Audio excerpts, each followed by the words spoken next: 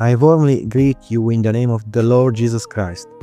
Today's message will be about the new creation, but in order to understand it better, we will also briefly reflect on the first creation. The scriptures begin with these words: "In the beginning God created the heavens and the earth." Later we read, "Let's make man in our image, after our likeness." It's interesting that the scripture speaks here in the plural form. Let's make. Yet we know that there is one God. Why does the Bible speak this way? Because the Creator already saw the future of humanity. He knew that mankind would fall into sin and that redemption would be necessary. And he knew that the Savior would have to come into the world. God is Spirit, yet in order to redeem humanity, the Word had to become flesh. That is why the Lord Jesus Christ left his heavenly glory and became like us. The scripture says about him, "He who knew no sin became sin for us." What an incredible grace this is, dear friends. The living God cares about us. Let's think about the beauty of creation. For 6 days, God carefully formed the world. He created the heavenly bodies, the plants, and the animals. He separated the light from the darkness, and the waters above from the waters below. And after each act of creation, he said that it was good. But when he created man, the scripture says it was very good. God was pleased with his creation.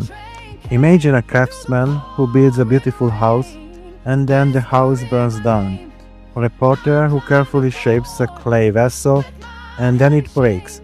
What sorrow must God have felt when humanity became disobedient and had to be driven out of the Garden of Eden because of sin. Yet even then, God already prepared the plan of redemption.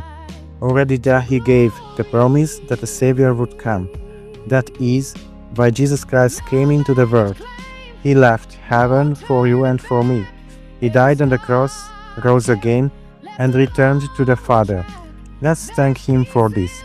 And if you are hearing this message today, perhaps for the first time in your life, know that this is not a coincidence.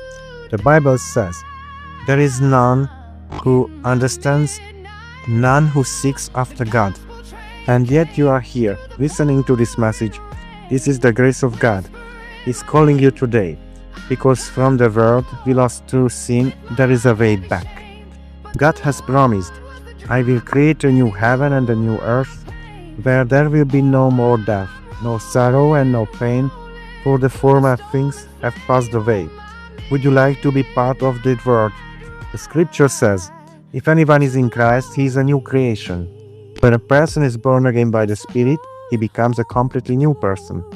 God seals him by the Holy Spirit for the eternal life that he has promised. This world is restless and passing away, but the words of the Lord will never pass away. Therefore, dear friend, if you have not yet done so, receive Jesus Christ today. Thank you for listening. May the Lord bless you.